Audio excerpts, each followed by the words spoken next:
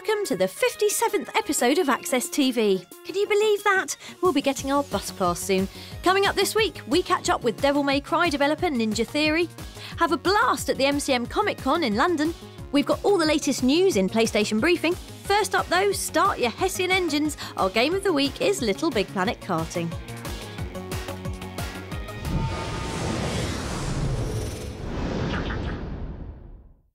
Having saved Craftworld from the Negativitron in Little Big Planet 2, Sackboy has decided to ditch platforming and don the racing leathers instead. Sony's homemade mascot has joined the frantic world of kart racing, with a real emphasis on the word frantic here.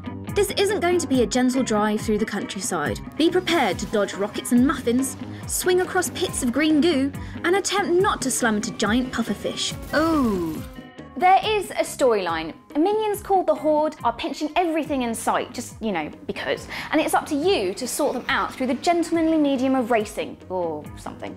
The story isn't really important here. Smashing sackbox in the exhaust pipe with a giant boxing glove is. This wouldn't be a respectable kart racer without being able to lob weird weapons at competitors, and Little Big Planet Karting doesn't disappoint. Eat electric death, Horde Shriner! But even better than being able to blow your opponents into scraps is the Fast Forwardinator, which zaps you forward in time, something we wish we could do in real life. Did you watch X Factor this weekend? Skip to the end. Fag Ash breath. She was like talking right next to her. And then she came on the next show. It's not all about racing for pole position. There are loads of other modes to get stuck into, like waypoint trials, score attacks, and our favourite, kart battles, which has you bombing around an arena, nuking fellow racers for delicious points.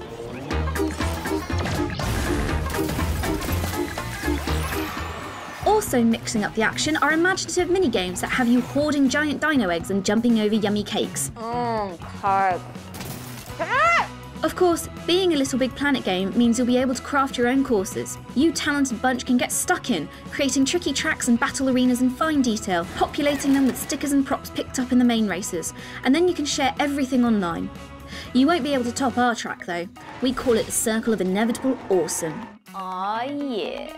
Almost all the costumes you purchase for Little Big Planet transfer into Little Big Planet Karting, and you can tweak your cars in a variety of ridiculous ways. So, if you fancy tearing up the tarmac in a hovering skull, or riding out in a giant sushi box, your tastes are well catered for. You massive weirdo. Playing Little Big Planet Karting is like having liquid joy poured right into your eyes, and we recommend it like we recommend modding your car with a biscuit dispenser. Delectable.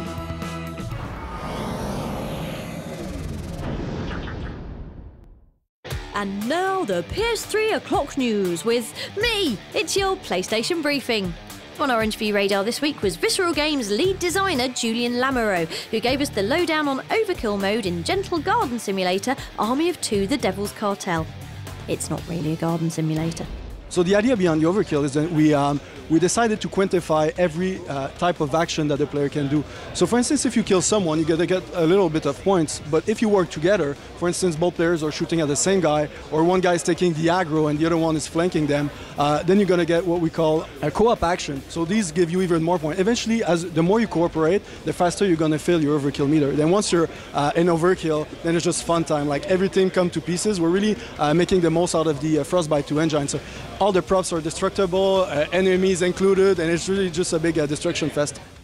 And finally, while many of you are no doubt already leaping through pretty foliage in 18th century America, last week's Assassin's Creed 3 launch night in Birmingham was a huge success, as these happy punters can attest. I feel great to be the first person to get it. I mean, I've been waiting quite a while to get it. My favourite thing of Assassin's Creed 3 has to be just the boating section. It's completely revolutionised Assassin's Creed, distance travel, and warfare in general. I've just been really excited. Can't wait to find out what happens next. The gameplay is going to be amazing as well. The graphics just look incredible, so it's going to be good. This evening we've been running Mr. Trophy's Naval Challenge on Assassin's Creed 3. Everyone's been competing to try and sink all the ships in the fastest time. If you just can't get enough of Assassin's Creed 3, head on over to youtube.com/PlayStation Access for loads of amazing videos, including a breathless rundown of the series' history, Ezio doing a leap of faith from space, and Dave being a bit rubbish in the battle for Bunker Hill. That's briefing done for now. We'll have more news for you next week.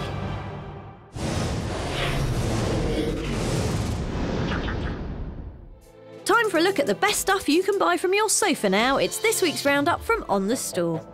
News of a change in lineup for the PlayStation Plus Instant Game Collection, first of all, as skin-tight sci-fi shooter Crysis 2 leaps, slides and gruff talks its way into the Game of the Month slot. So at no extra cost to your subscription, you get to pound aliens into extraterrestrial paste and wear lycra that turns invisible. Yeah, it turns you invisible too, otherwise the aliens would see everything and that would just be wrong. Moving on to PlayStation Vita now, and there's excitement and ladies with knives in the air as Assassin's Creed 3 Liberation hits the handheld, with new protagonist Aveline taking centre stage in this companion adventure to Assassin's Creed 3. It's running on the same engine as its PS3 sibling, so expect the same free-running, free-stabbing, free-posing action, only this time in the palm of your hands. Good lord, PS Vita owners have got it good this week. Look the flipping heck at that. That being Need for Speed Most Wanted, which ridiculously is as big on Vita as it is on PS3, with all the modes, mods and cars present and correct. All your speed points and unlocks are transferable too, so you can fit nitro boosters to your Porsche on the train back from work and then drive it round on your 50-inch plasma when you get home. Most wanted indeed. And finally, available on PlayStation Vita right now is Smart As, the game that tests your brain juices with a series of mind-taxing minigames and then compares the power of your bonds with everyone else. Are you as smart as your friends, your city, the world? Rob? We certainly hope so. Download it now. That's your lot from the store for now. We'll have more downloadables next week.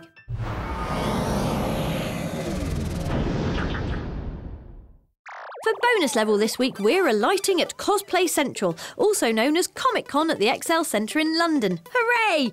This time, though, we brought along Access community presenter Ian Young to share in the fun. Take it away, Ian. Hi, my name's Ian, and I'm here with PlayStation Access at MCM Expo, here to interview Matsuyama-san for Naruto Ultimate Ninja Storm 3. Let's see what he has to say. In regards to your approach to the game, what influenced you, your creative side? We receive our main inspiration from the Naruto series itself, with a new episode and a new chapter each week, as well as the other TV series airing in Japan. We have plenty of inspiration. All of our works influence each other, and Asua's Wrath really taught us how to make players feel like they're fighting a massive boss battle.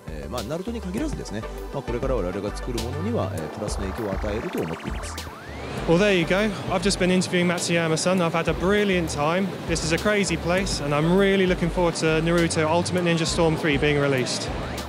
Love the whiskers. A massive thanks to everyone else at Comic Con for being so friendly and brilliant and eBay savvy.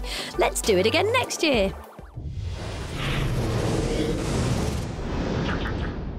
With the brand new Devil May Cry shaping up to be all kinds of brilliant, what with Admit It, You Think He's Cool Really Dante, some outrageously sexy fighting bits and pizza, we travelled up to Cambridge to visit developer Ninja Theory to see how things were getting on. Capcom approached us towards the tail end of Enslaved, and they suggested, it was Alex Jones actually, suggested, would you like to pitch for Devil May Cry? We were really impressed both with the initial concept exploration stuff and just their general level of enthusiasm for the game, a lot of reverence for DMC in the studio here. And so at that point, we decided to bring them to Japan as like, here are the guys we think should do this. So they were very clear, don't make a Japanese game. That's not what we're here for. We want you guys to make a new vision for Dante, a new storyline, and a new entry point into the series. We've had animators over here, Itsuno-san, who's lead creative on 2, 3, and 4, will sit down and literally go, no, okay, put a frame stop there, shave that frame, great, okay, put a hit stop there, there should be a sound spang. Like, it's very intensively collaborative, unlike most external development processes. Which is all lovely and everything, but was there anything so naughty you simply couldn't show it? Yes, nipples. When we actually create some characters that some old woman like crazy like with breath out, with, it's really creepy stuff, really. And they say no, we can. Well, it's fine, but no nipples. That's okay. And final hard-edged question to Mr. Sound Designer: what was the weirdest noise you had to record? Flatulence. That's why we have our own rooms. It's not because we make a lot of noise. And I'm done. A big thanks to everyone at Ninja Theory, and don't forget Devil May Cry launches on PS3 on January the 15th.